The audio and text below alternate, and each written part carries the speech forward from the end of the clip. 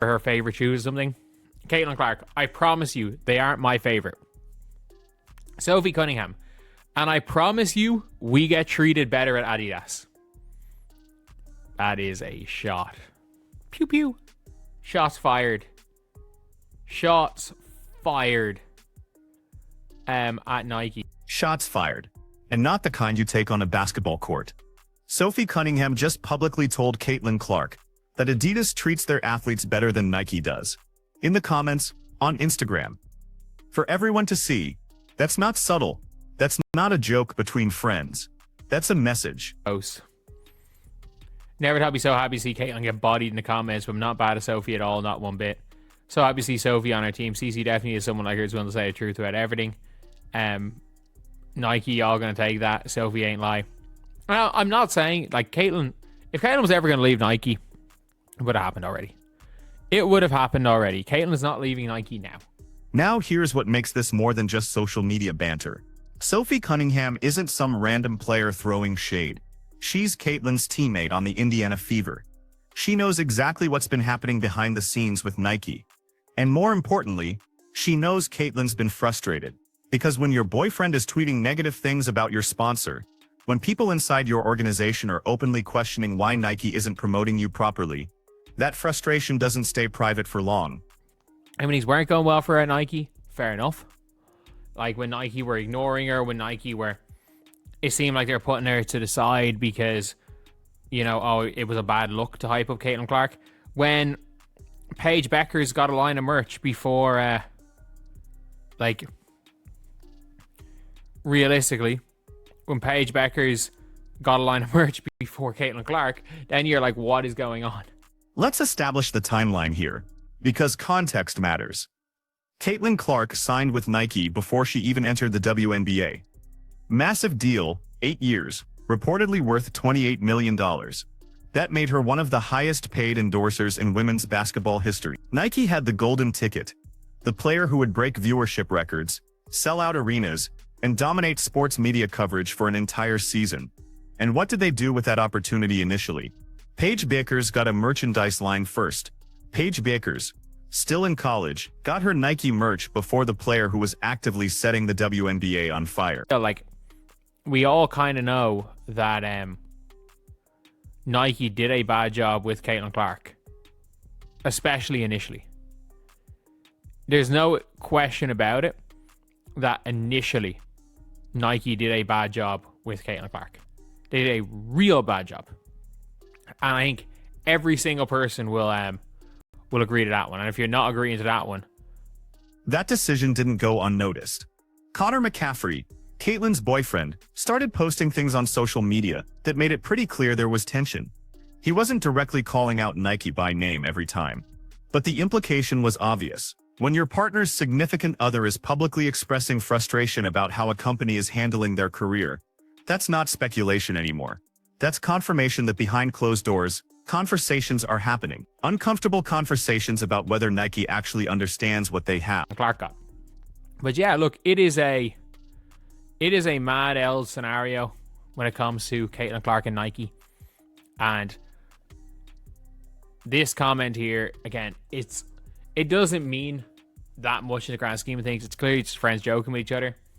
But in a joke like that, there is some, I'm not gonna say some truth to it.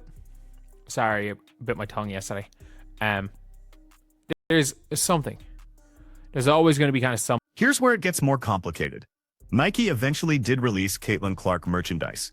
They did start promoting her more heavily as the season progressed and the ratings kept climbing. By the time the playoffs rolled around, Nike was all in on Caitlin Clark. Signature shoe rumors started circulating.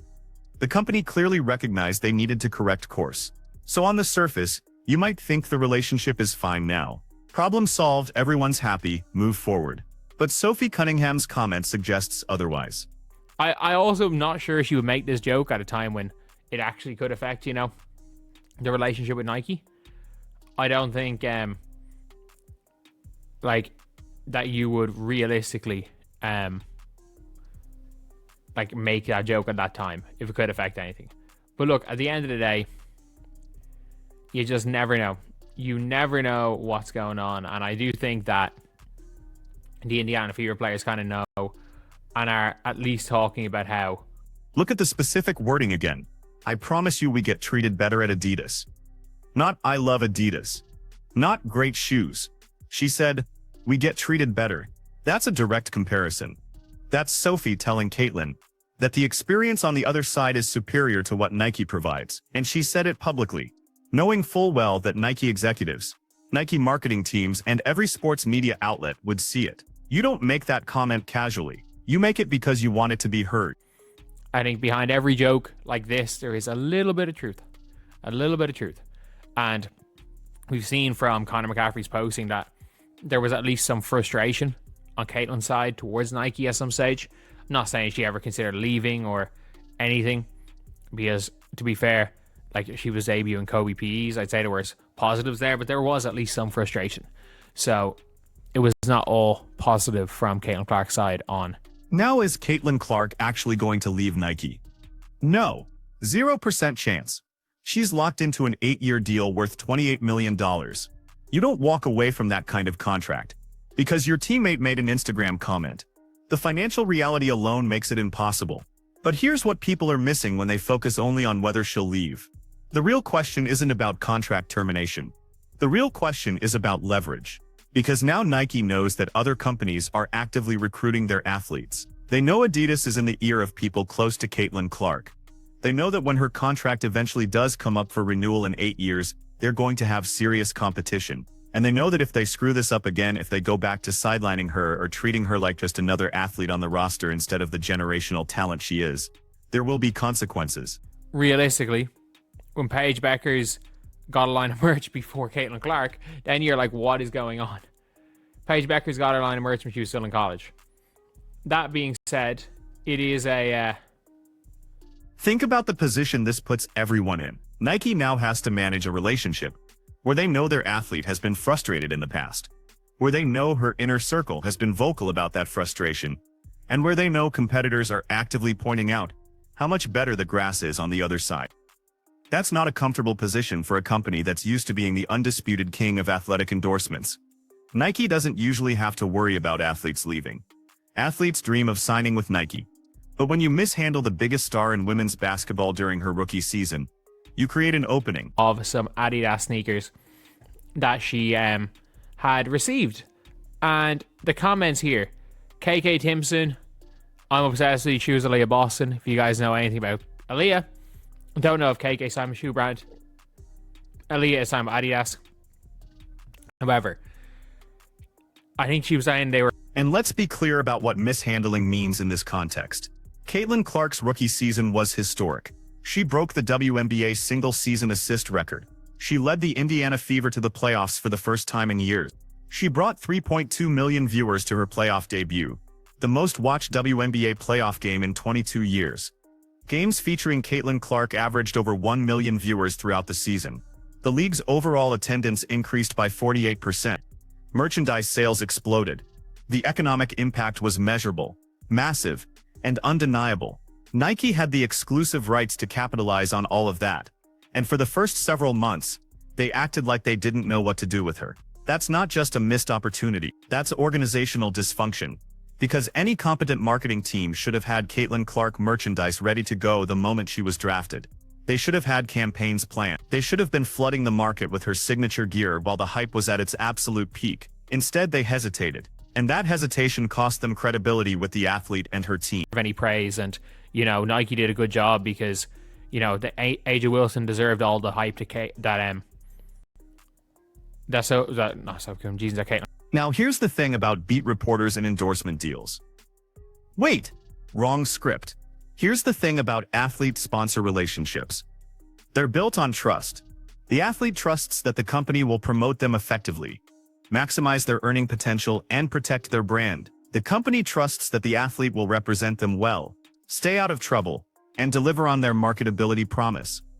When one side violates that trust, even if they eventually fix the problem, the relationship changes. It becomes transactional instead of collaborative. And that's exactly what Sophie's comment reveals. The relationship between Caitlin Clark's camp and Nike has become transactional. Sophie Cunningham isn't stupid. She knows exactly what she's doing with that comment. She's sending a message to Nike that they're being watched.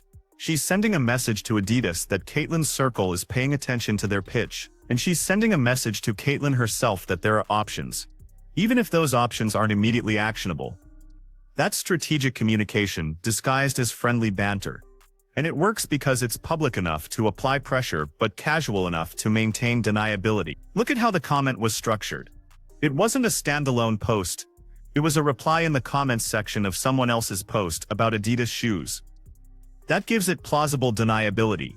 If Nike confronts her about it, she can say she was just joking around with teammate. If media asks Caitlyn about it, she can laugh it off as Sophie being Sophie. But the message still gets delivered. The pressure still gets applied, and Nike still has to respond, even if that response is just internal conversations about how to prevent this from becoming a bigger issue. The timing matters too.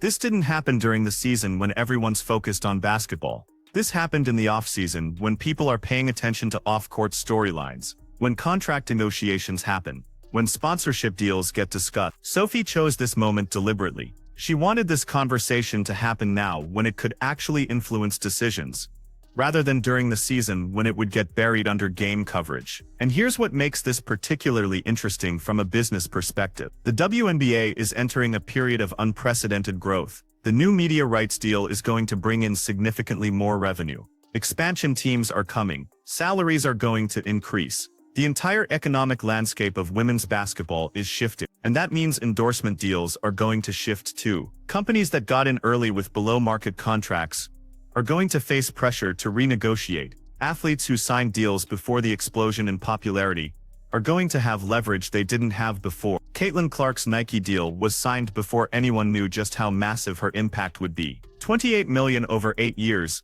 sounds like a lot, and it is, but if you break that down, it's $3.5 million per year. For context, LeBron James's lifetime Nike deal is reportedly worth over $1 billion. Now obviously LeBron is LeBron, and the men's market is bigger, but Caitlin Clark is having a LeBron-level impact on her league. She's not just a star player.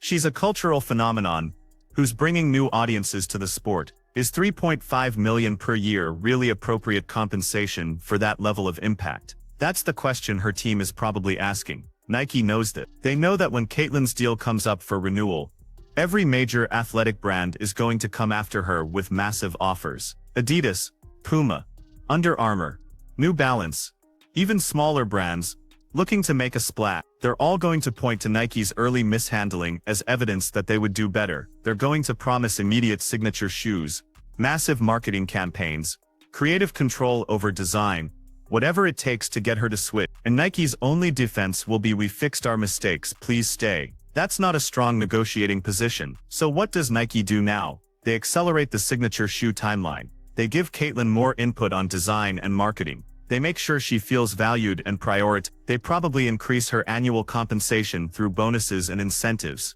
Even if they can't renegotiate the base contract, they do everything possible to rebuild the trust that was damaged during those first few months. Because losing Caitlin Clark to a competitor in 8 years would be catastrophic. It wouldn't just be losing an athlete. It would be losing the face of women's basketball during its most significant growth period. And here's the really fascinating part. Sophie's comment helps Nike in a weird way. It forces them to take action now rather than waiting until the relationship deteriorates further. It gives Caitlyn's team leverage to push for immediate improvements without having to make formal demands. It creates public pressure that Nike can respond to by being more aggressive with their Caitlin Clark initiatives. So while it looks like Sophie is causing problems for Nike, she's actually potentially helping both sides reach a better equilibrium. Nike gets a wake-up call. Caitlyn gets better treatment. Everyone wins. Except this only works if Nike actually responds appropriately. If they get defensive, if they try to downplay the comment, if they don't make visible changes to how they're handling Caitlin Clark's brand,